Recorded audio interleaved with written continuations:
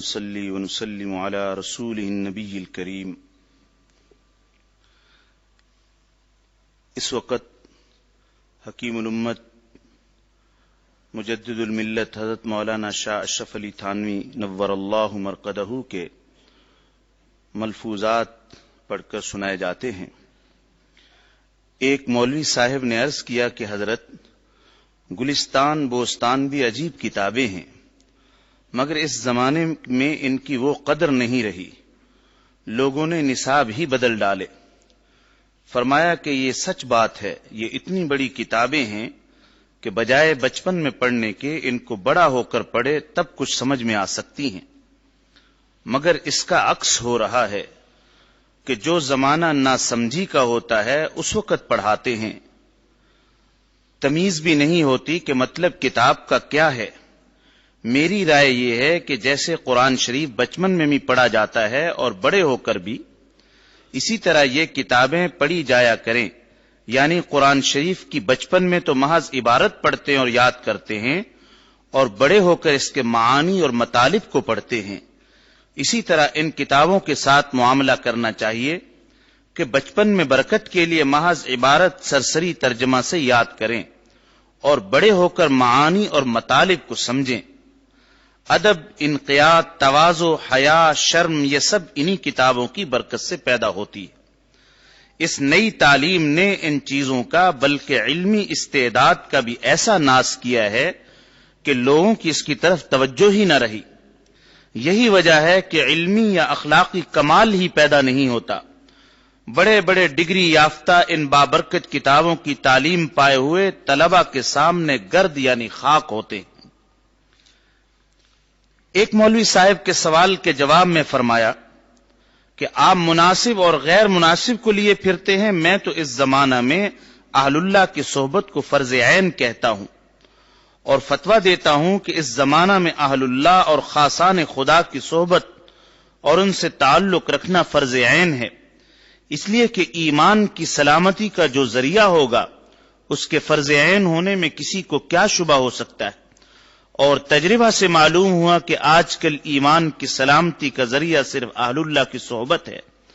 اس تعلق کے بعد بفضلہ تعالی کوئی جادو اثر نہیں کرتا۔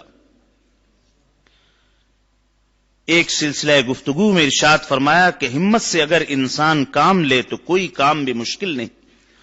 اور یہ ہمت پیدا ہوتی ہے کسی کامل کی صحبت میں رہنے سے،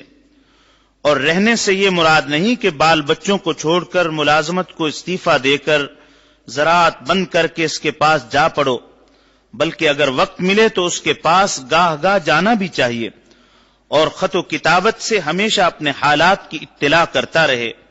جو کچھ وہ تعلیم کرے اس پر کار بند رہے، پھر انشاءاللہ تعالی ہمت پیدا ہو جائے گی۔ بدون صحبت کامل اور بغیر اس سے تعلق پیدا کیے کام بننا مشکل ہے، گو غیر ممکن نہیں مگر شاذ و نادر ضرور ہے۔ مولانا جلال الدین رومی فرماتے ہیں، قال رب گزار مرد حال شو، پیشے مرد کامل پامال شو۔ اس کا مطلب یہ ہے کہ ظاہر و باطن دونوں کی درستگی میں لگے رہو اور کسی مرد کامل کی خدمت میں اپنے آپ کو سپرد کر دو۔ بغیر جوتیاں سیدھی کیے ہوئے کامیابی آسان نہیں۔ آخر طبیب کے پاس جا کر علاج کیوں کراتے ہیں؟ سمجھتے ہیں کہ مرض سے نجات اور تندرستی بغیر طبیب کے پاس جائے حاصل نہیں ہو سکتی، تو وہ امراض جسمانی کا معالج ہے اور یہ امراض روحانی کا معالج ہے، مگر ایک کی ضرورت میں تو کسی کو کلام نہیں اور دوسرے کی ضرورت میں کلام کیا جاتا ہے، وجہ فرق کیا ہے؟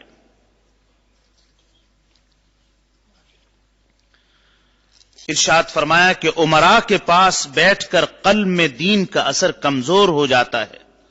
اور دنیا کا اثر قوی ہو جاتا ہے، اور یہ اثر اس وجہ سے ہوتا ہے کہ ان کے پاس تابع بن کر جاتے ہیں، اور جو شخص کسی کے پاس قصد کر کے جائے گا اس پر اسی کا اثر ہوگا۔ چنانچہ اگر امراء قصد کر کے اہل دین کے پاس آئیں تو ان پر دین کا اثر ہوگا، اور اگر اہل دین امراء کے پاس قصد کر کے جائیں گے تو ان پر دنیا کا اثر ہوگا۔ غرض اثر تابع پر ہوا کرتا ہے، مطبوع پر اثر نہیں ہوا کرتا۔ یہی قاعدہ صحبت نیک کا ہے۔ اگر بد آدمی نیک آدمی کی صحبت اختیار کرے یعنی تابع بن کر اس کے پاس رہے تو اس پر اس کا اثر ہوگا اور دین پیدا ہوگا،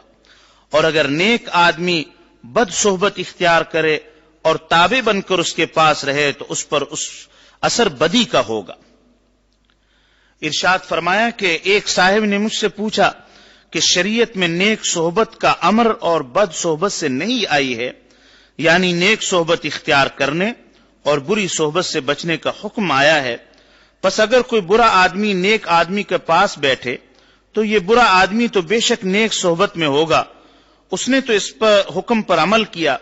مگر وہ نیک اس برے آدمی کے پاس اگر نہیں بھاگتا تو نیک نہیں رہ سکتا، کیونکہ مخالف ہوا صحبت بد سے نہیں کا، کیونکہ مخالف ہوا صحبت بد سے نہیں کا، اور اگر بھاگتا ہے تو وہ برا آدمی پھر نیک صحبت سے کیسے فائدہ حاصل کرے؟ حاصل یہ کہ اس طرح تو نیک صحبت کسی طرح میسر نہیں آ سکتی۔ میں نے جواب دیا کہ تجربہ اس کی شہادت دیتا ہے کہ طالب ہمیشہ متاثر ہوتا ہے یعنی اثر لیتا ہے، اور مطلوب مؤثر ہوتا ہے یعنی اثر ڈالتا ہے۔ یہاں پر نیک آدمی چونکہ مطلوب ہے اس لیے وہ صحبت بد سے متاثر نہ ہوگا، یعنی بری صحبت کا اثر اس پر نہ ہوگا، اور برا آدمی جو طالب بن کر اس نیک آدمی کے پاس آتا ہے بوجہ طالب ہونے کے وہ متاثر ہوگا، یعنی نیک صحبت کا اس پر اثر ہوگا۔ پس اس اجتماع سے یعنی نیک اور بد کے ملنے سے وہ برا شخص منتفع ہوا اور نیک آدمی کو کوئی ضرر نہ ہوا۔ اور اس نہی شرعی کا یعنی بری صحبت میں نہ بیٹھو مقصود یہ ہے کہ تم بد کے طالب بن کر یعنی تابع بن کر اس کے پاس مت بیٹھو، اب کوئی اشکال نہ رہا۔ حق تعالی شانہ عمل کی توفیق نصیب فرما۔